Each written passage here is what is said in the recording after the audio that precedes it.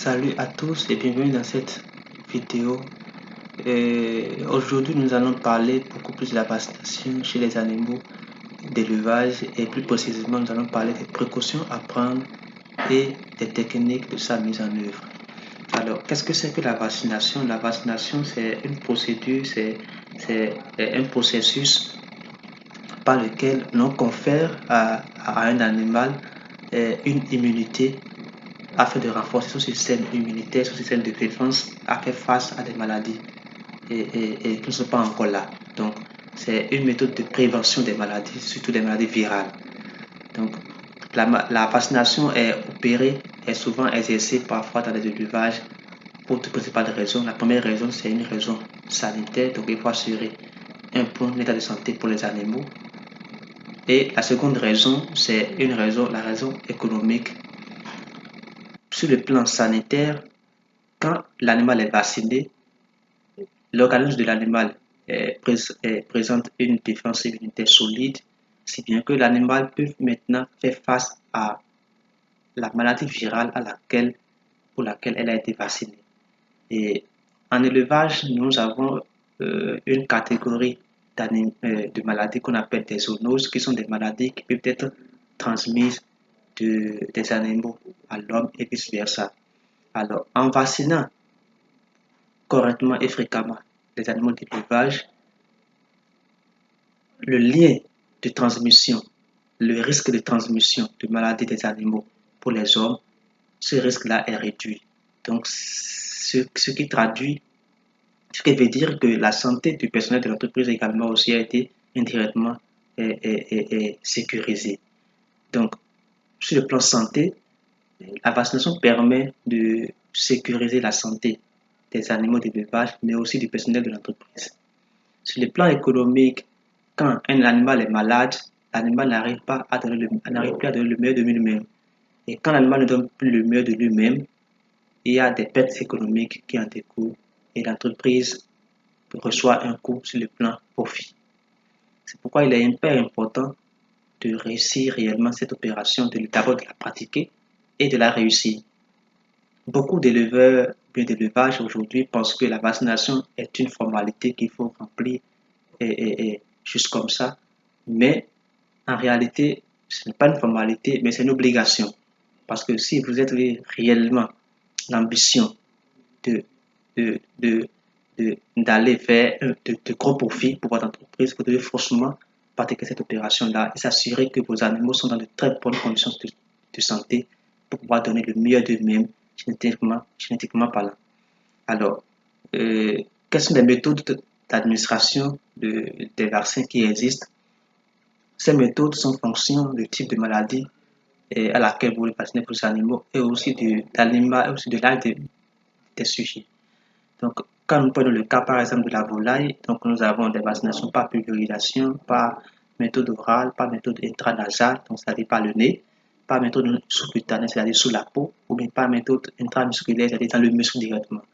Donc, il est important aussi de souligner à ce niveau que la méthode d'administration est souvent inscrite sur la posologie, sur la notice d'utilisation du produit. Donc, il est important de toujours se référer à cette notice-là pour pouvoir s'assurer que le produit est réellement utilisé conformément aux prescriptions du fabricant.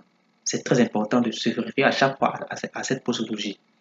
Alors, quelles sont les étapes à suivre pour bien réussir une vaccination? La première étape regroupe tous les gestes qu'il faut mener avant d'aller vers la vaccination.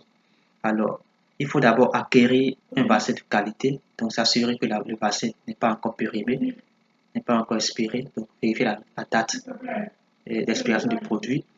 Il faut priver les animaux de boisson 3 à 4 heures avant l'opération si si la vaccination se fera par l'intermédiaire de l'eau de boisson. Donc, il faut priver d'abord les animaux 3 à 4 heures pour que dès que la solution vaccinale sera là, ils vont courir maintenant pour pouvoir aller verser ce soda parce qu'ils auront déjà soif.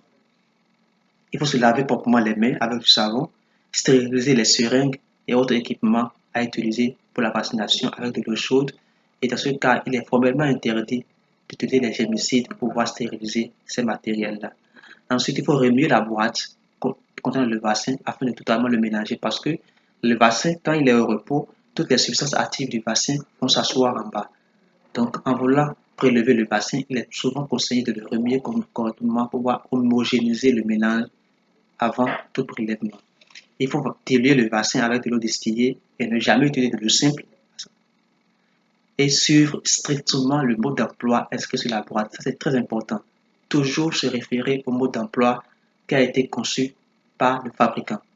S'assurer que l'environnement de manipulation du vaccin est sec et froid. Cela permet au vaccin de toujours garder son état intact jusqu'à l'injection.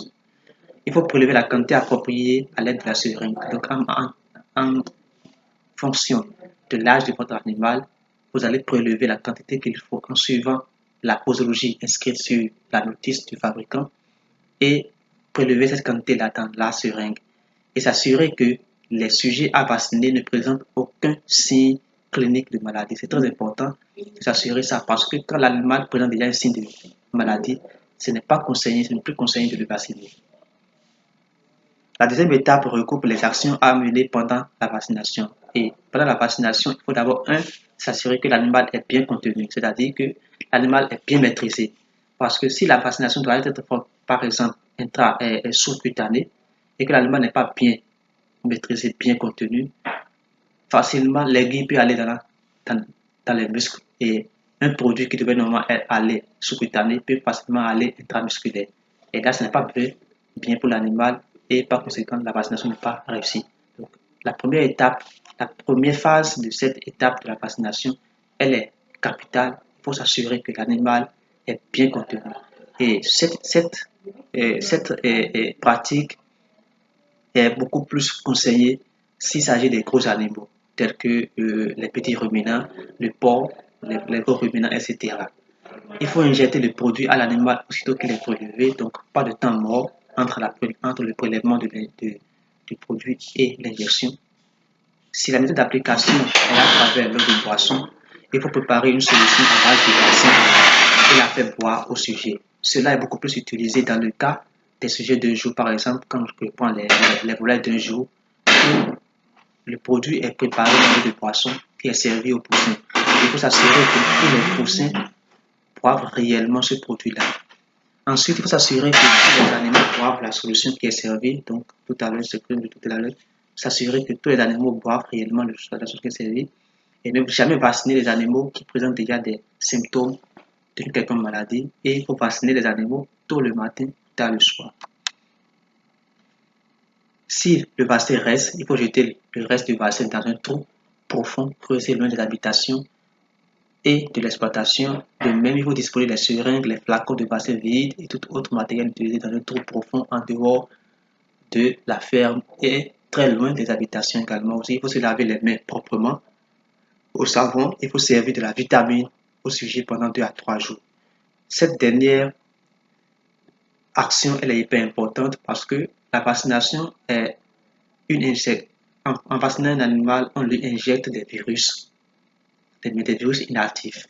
Alors, pour pouvoir permettre à son organisme de supporter cette charge virale qu'on lui transfère, on administre des produits vitaminés à l'animal pour pouvoir lui permettre d'avoir également la force de soutenir et de supporter cette charge virale qu'on lui a administrée.